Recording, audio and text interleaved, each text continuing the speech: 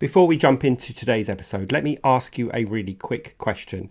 Did you swap your 9 to 5 job when you worked in your previous company to start your own agency to find yourself working 24/7 in your new agency? Well, that's a position that a lot of people find themselves in, and I want to dig into why this happens and what you can do to avoid it. So no matter where you are on your agency journey, whether you're planning to start your own agency, whether you're just starting out as a freelancer, or whether you've been running your agency for a number of years, this episode is going to dig into helping you take control so you don't end up working 24/7 in your agency for a much tougher boss than you had when you were in your last full-time job. So that's what we're talking about today, and let's get on with the show. Accelerate your agency's profitable growth with tools, tips, and value-added interviews with your host, agency owner and coach, Rob DaCosta. Now, before we dig into today's content, I want to share some really exciting news with you. I'm going to be running a live series of masterclasses in mid to late September aimed at agency owners, and it's titled How to Be the CEO of Your Agency Rather Than a Lowly Paid Employee. And I'm going to share with you 3 strategies to elevate your role and to start building an agency that's less dependent on you, i.e. a self-running agency. So do check that out. You can just head over to dacostacoaching.co.uk/CEO-masterclass and you can save your seat there. And of course, I will put that link into today's show notes as well.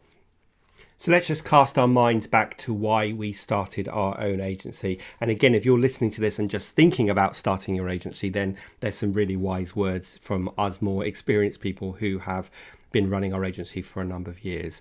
Basically, I guess we thought we could do it better.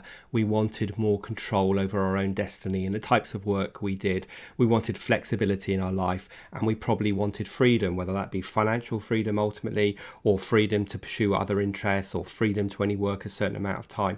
Those are the reasons that we started our agency. Yet there's always this kind of contradiction here as well, because the other reason why most people start an agency is because they want control, because they felt like they didn't have control in their previous job. Maybe they didn't like the direction of the company they worked for, or they didn't like the projects they worked on. So they start their own business because they want some control. Yet sometimes the need for control comes at the expense of flexibility and freedom. And of course, we are kind of quite ego-driven owners of businesses, I think, and we all think that we know better. I certainly did when I started my agency. And that ends up meaning that we end up having our fingers in all sorts of pies, and that means that we work on all the client accounts. And of course, the clients see us as the most important person in our agency, so they want us on their account as well. And this leads us to being stuck on the client service hamster wheel of doom. I've spoken about this many times before, where you're so busy, stuck in client service mode, that you have no time to breathe, no time to take weekends, and certainly no time to plan for the future of your agency. So then fast forward a bit of time and we start hiring some staff. And of course, the first staff we hire are usually more junior people because that's what we can afford, or we might hire a VA or some remote workers. But as that evolves, if that's a strategy that we'll keep following, then there becomes a big gap between you and the rest of your team. And of course, that explains why clients want you on their account. And of course, also all the team members are looking to you to give them guidance and advice and set strategy and so on. So again, we are more stuck in our business working this 24/7 kind of mentality rather than the 9 to 5 that we used to have in our old job. And we probably look back on our old job and we kind of yearn for that a bit, because instead of working 9 to 5, we're now working 8 till 8, and you're working for a much harder boss than the one you had in your last full-time job.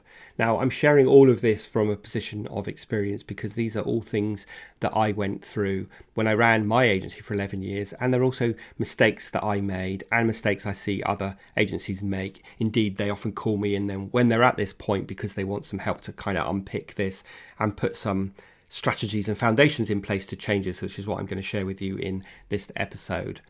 So when I started my agency, I ran it on my own almost as a freelancer for the first year, and then I took on a business partner in year 2. And then fast forward a year and we hired our first full-time member, which was an account executive, and we grew the agency that way. And like many people, we developed our team internally to grow them, and we had some great success stories with that. But ultimately, we needed to start hiring more senior people when we could afford it. And the net result of this in the first few years is exactly what I'm describing.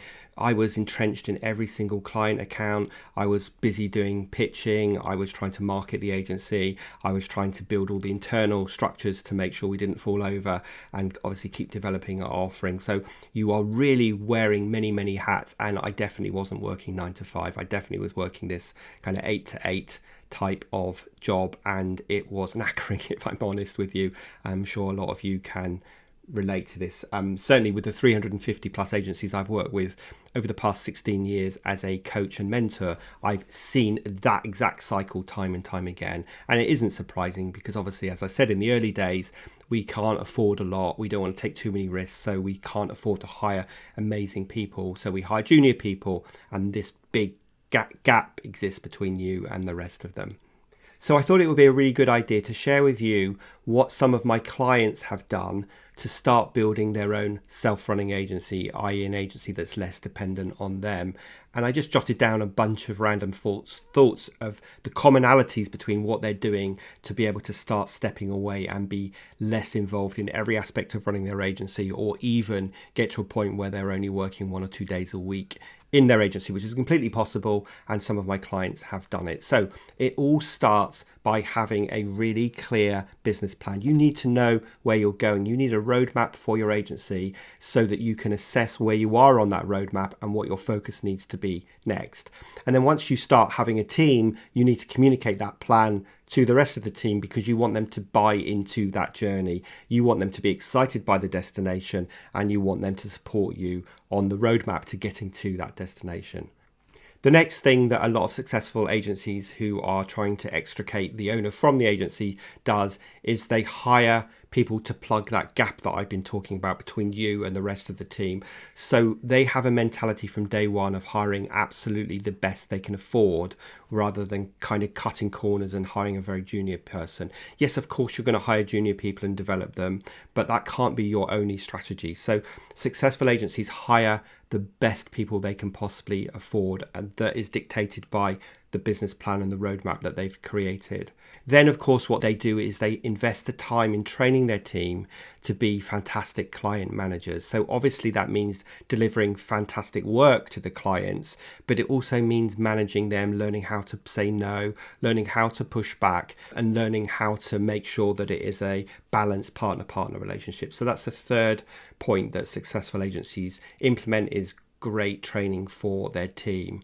Now, the next thing you need to do is put your SOPs in place, or your standard operating procedures, so that you're documenting exactly how, for example, you service clients, how you onboard a client, how you run an internal appraisal, how you recruit, and so on. So they start documenting all of this because it creates a platform for growth. And if we have these SOPs in place, then we can scale much more easily. And from a client delivery perspective, we can ensure that every client is getting a consistent experience associated with our brand, no matter who's working on their account, which is super important.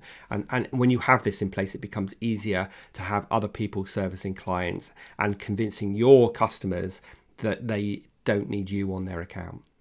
Now, the next thing successful agencies do as soon as they possibly can afford to is they hire a really great marketing person. Now, I think hiring a marketing person is a much safer bet than trying to find a business development person, because if you get your marketing sorted, then you're going to have a consistent flow of ideal target customer leads coming into your agency, which you can then focus on converting into loyal clients. So the next thing they do is hire a really great marketing person who can not only deliver a marketing plan and knows all about the latest marketing trends, but actually can put that plan together as well. So that's point 5, hire a great marketing person. Then the next point is really hand in hand with that, which is to put a solid marketing system in place. Now, I'm all about scalable, repeatable systems, because if you have these systems in place, it makes it easier to plug people in to deliver that system. It mitigates your risk a bit of having one person who has all the knowledge in their head, and if they decide to leave, you're kind of screwed. So putting a marketing system in place is really smart. And another smart thing to do is to focus on a few marketing tactics and do them consistently, and do them really well. That is so much better than trying a bit of this and that, because this seems like the latest shiny new object and it doesn't work. And of course, as you know, one of the non-negotiable parts of your marketing system will be to build your email list, and that should be your number one priority, because it is from nurturing your list that you will find these ideal target loyal clients. So that's the next point 6, which is to put a solid marketing plan in place.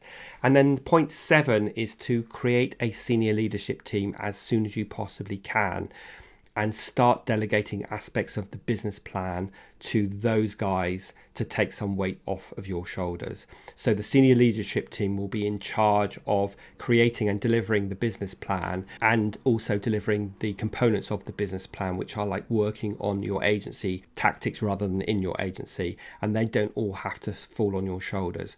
So even if you are creating a senior leadership team, which is you and maybe your coach like me, or a non-exec director, or one person in your agency, then you want to get into the habit of having your monthly meeting and starting this as soon as possible, and making sure that that senior leadership team monthly meeting is completely focused on the strategy or the future of your agency and not operational discussions.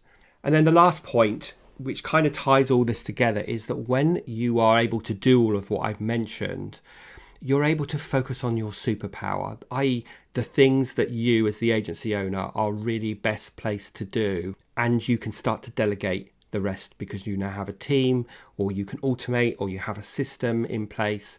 So focus on your superpower. And as the agency owner, that normally looks like being the figurehead for the agency. It normally looks like being a big part of setting this strategy for your agency. It will look like business development and going on those meetings and closing the deals and presenting the proposals and pitches. And it will also look like potentially getting involved in some client work, but at a strategic level where you are setting the strategy rather than delivering the content.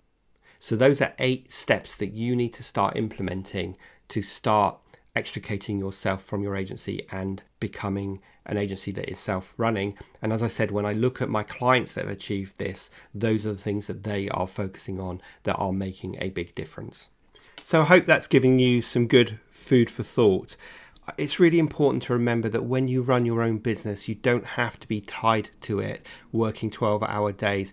That might feel like the only option you have, but it doesn't have to be that way. So if you start to implement the 8 ideas that I've gone through, you're going to start to taking steps to extricating yourself from the day-to-day and building your own self-running agency. Now, I'm going to be digging into this topic in a lot more detail and helping you with some other ideas in my masterclass, which I mentioned at the beginning of the episode. So please do make sure you've registered. Just head over to dacostacoaching.co.uk/CEO-masterclass and save your seat. It's live, so I'll be there to answer your questions.